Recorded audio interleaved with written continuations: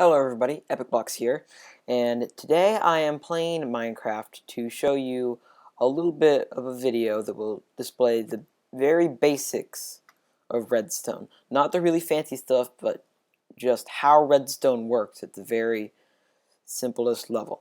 Now, let's face it, we've all had those times with redstone before. So what I want to show you today is just everything you'll need to know to build your own creations and understand other people's creations. To start off, we have weakly powered blocks and strongly powered blocks. Now, the differences between these two is their input and what they can output.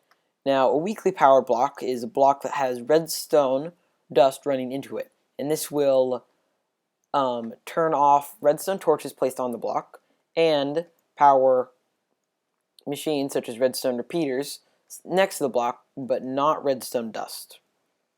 A strongly powered block is one that has something such as a repeater or a torch running into it, and that will turn off torches on the block, output for redstone contraptions such as repeaters, and deploy a redstone signal.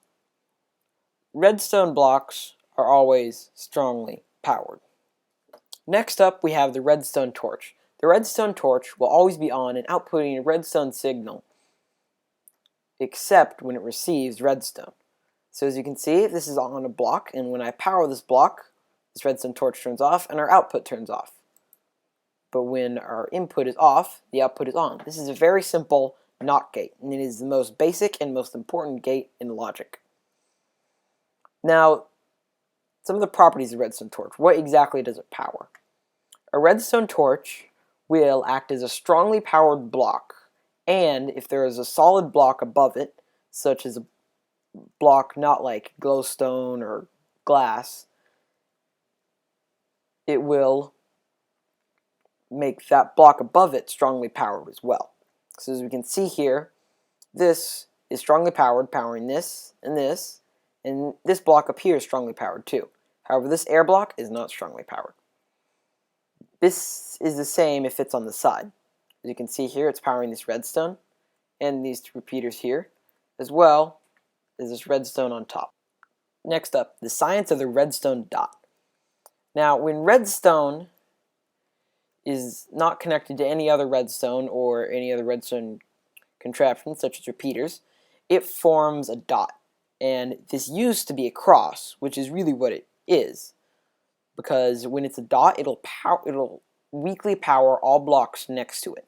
So as you can see here, this torch is powering this redstone, which is powering these blocks, which is powering these redstone lamps. As we can see here, when it's a line, it's not going into this block, so this lamp is off.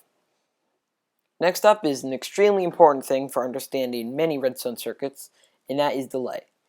In Minecraft, there are game ticks and redstone ticks. Every redstone tick is 2 game ticks, but it's still extremely fast. Redstone dust will transmit a signal with 0 redstone ticks of delay. A redstone repeater, or a redstone torch, or a comparator, or almost anything else will transfer it with a 1-tick delay. However, repeaters can be set to have a 1-tick delay, a 2-tick delay, 3-tick delay, or a 4-tick delay, depending on what you set it to.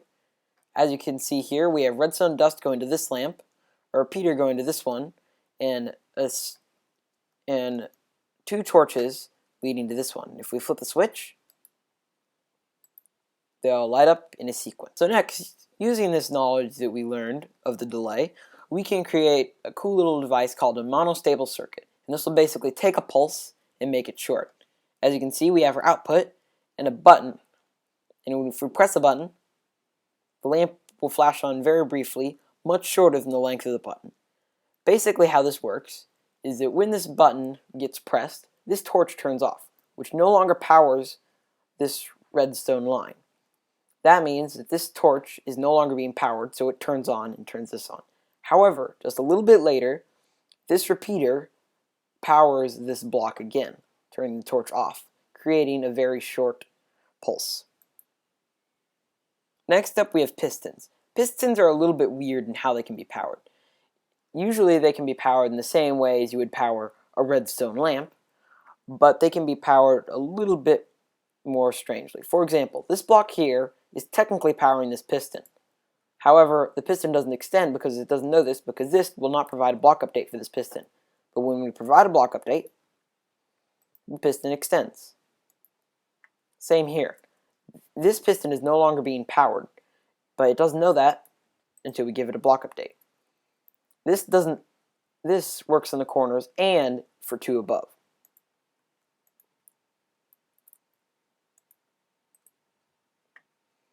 Also, if a redstone repeater is on a block next to a piston, the piston will activate. Piston delays. Pistons actually use game ticks instead of redstone ticks for their extension and retraction. They use 3 game ticks, which is equivalent to 1.5 redstone ticks. And this allows you to make some things you can't really do with anything else. So as you see here, I have a 0 tick delay, a 1 tick delay, a 1.5 tick delay, and a 2 tick delay. And as we can see, when I flick this lever, this lamp lights up just between this one and this one. Next up, we're using pistons to create a T flip-flop. Basically what a T flip-flop is that whenever you provide an input, it will toggle the output. So as you can see here, this output is off. When I press the button, it turns on. When I press the button again, it turns off. What I'm using here is a 1-tick monostable circuit.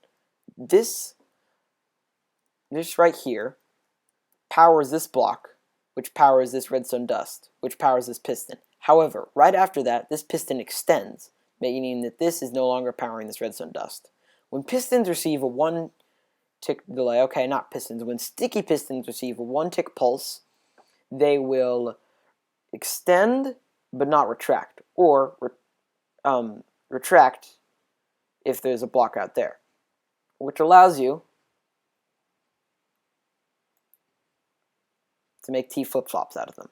Next up is redstone signal strength.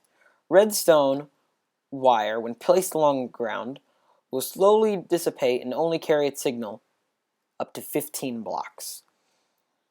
However, in 1.5, a bunch of new contraptions were made to take advantage of this and could provide different signal strengths. For example, the weighted pressure plate. Depending on how many items you put on it, it would show a stronger signal.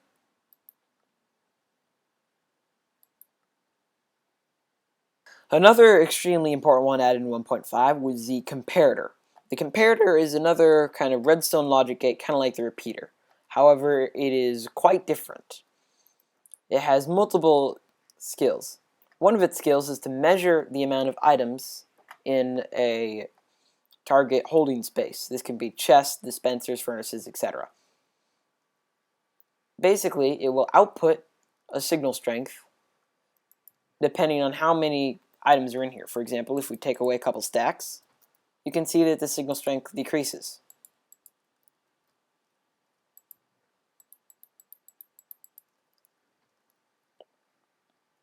Also, what they will do is that when they receive redstone, they'll output it at the same signal strength that it came in, unlike repeaters, which will output it at full signal strength, as you can see here. Comparators have 2 states. The first state we have here is comparator mode, which will take the main input and the side input. Basically what this will do here, as you can see, is that if the side input is greater than the front input, then it will not output anything. However, if the front output is greater than or equal to the side output, it'll output full signal strength. The other mode, this can simply be toggled by right-clicking the comparator, is subtraction mode. This will basically subtract the signal strength of the side input into the front input. As you can see here, we have one close up and one 2 away, and that is providing a signal strength of 1. If we had it 3 away, it's a signal strength of 2.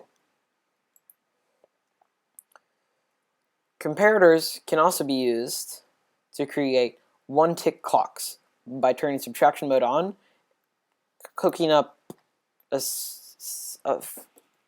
power source to the input, and hooking up the output to the side input. Next up we have this, which is a burnout clock. Basically, redstone torches can only be activated so quickly before eventually they'll burn out until the next block update. As we can see here, this provides very quick one-tick pulses until eventually it burns out, which is that sound you can hear. However, if we have 4 of them linked together like this, in kind of a V4 engine formation, it will continue to burn out, because as soon as one burns out, it provides a block update for the other one. Next up, we have a cool little feature of redstone repeaters. If a powered redstone repeater is facing to the side of a redstone repeater, then it will provide a sort of bedrock lock across here. And despite the input, the output will stay the same. This is the same if the repeater was originally on. This can be used for cool little logic gates, though it's a little bit difficult to master. Next up, let's have some cases where you'd use all this knowledge. First off is a door. This doesn't look like a door, it just looks like a wall, but when you flip this lever, all of a sudden a door pops out of nowhere, and you can just walk right through, and nobody will know the wiser. Looks very nice too. Basically how this works is it's using the function of how a powered block, a block above the block that you would usually power a piston, will still power the piston except not provide a block update. However, this piston provides a block update. Basically what we're doing is we're powering the center ones, then after 2 ticks of delay, we're powering the outer ones. That pushes the inner pistons in and out, and retracts the inner pistons in, and then they get pulled back in. Another thing we're using it for here is a enemy-proof trap. Your enemy's sneaking into your base, see your chest, oh my gosh, it's full of diamonds, you're going to take some, oh no, you just fell into lava. How this works is we have a comparator that's measuring the output of the chest, and then when that drops below a certain amount, these repeaters will no longer be powered, which means that these sticky pistons will no longer be powered, pulling out the floor from underneath you.